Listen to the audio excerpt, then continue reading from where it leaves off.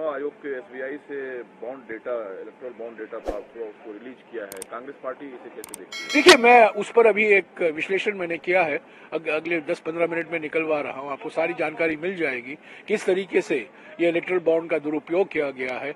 60% erectile bond सिर्फ BJP को गए हैं, 60%, 60% बीजेपी को गया है।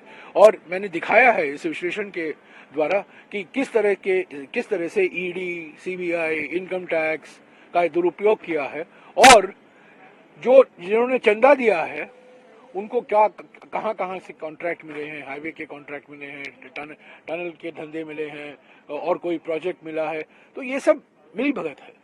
अब तो आप लोग खुश होंगे, आप लोग कह रहे थे कि सिंगल सीईसी में कैसे चुनाव होगा। आखिरकार ज्ञानेश कुमार और सुखवीर सिंह संधू को भारत के चुनाव आयोग ने चुनाव आयुक्त नियुक्त किया। हाँ, वो तो करना ही था। हालांकि हमारे सदस्य जो समिति में है, सिलेक्शन कमेटी में, अधीर रंजन चौधरी ने अपनी आपत्तियां जताई हैं, पर बहुमत तो सरकार के पास है, तो वो तो होना ही था।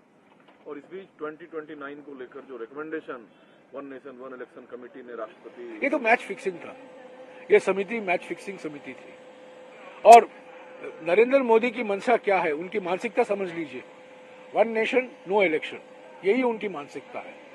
अगर वो आएंगे वापस सत्ता में, वो किस आधार पर वो 400 सीट मांग रहे हैं कि संविधान को मैं बदलूं, बाबा साहब अम्बेडकर का संविधान को बदलूं? क्यों?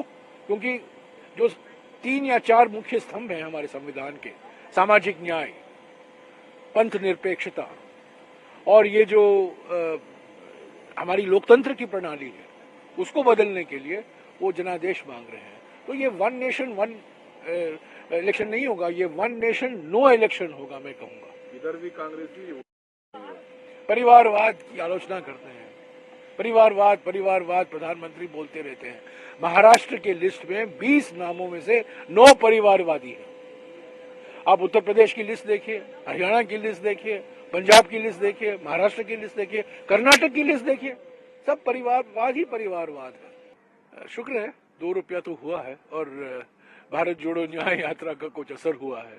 और राहुल जी जो बार बार कह रहे हैं कि महंगाई की वजह से लोग त्रस्त हैं और करोड़ों परिवार परेशान हैं, कुछ तो सुनवाई हुई है उनकी।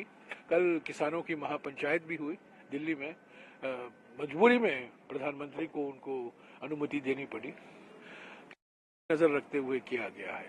पहले तो उन्होंने कुछ नहीं कहा, पहले तो साफ इनकार ही कर दिया था किसानों को, और पेट्रोल के डीजल के दामों पर सारे सब लोग चुप थे। अब जब चुनाव के नोटिफिकेशन आने वाले हैं, चुनाव के पहले सब कुछ कर रहे हैं। आपको लगता है जनता को राहत मोदी सरकार ने चुनाव को देखते हुए किया है? बिल्कुल, एब्सोल्युटली, इसमें कोई इसमें कोई संदेह नहीं है।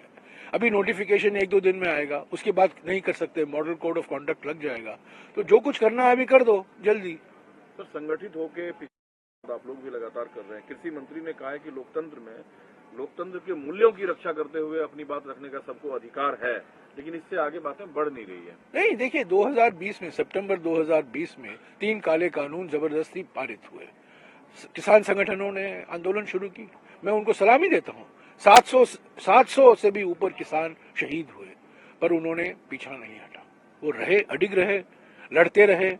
प्रधानमंत्री ने आलोचना की, संसद में उन्होंने कहा आंदोलन जीवी, ये सब शब्दों का इस्तेमाल किया, पर 19 नवंबर 2021 को प्रधानमंत्री को मजबूर होना पड़ा, वो काले कानून उन्होंने वापस लिया। पर जो वादे उन्होंने किए थे किसान संगठनों को, वो पूरा नहीं हुआ, तो इसीलिए वापस किसान संगठन नाराज हैं, उत्तेजित हैं, सड़कों पर आए हैं। और कांग्रेस पार्टी ने किसान न्याय को लेकर 5 गारंटियां दी हैं।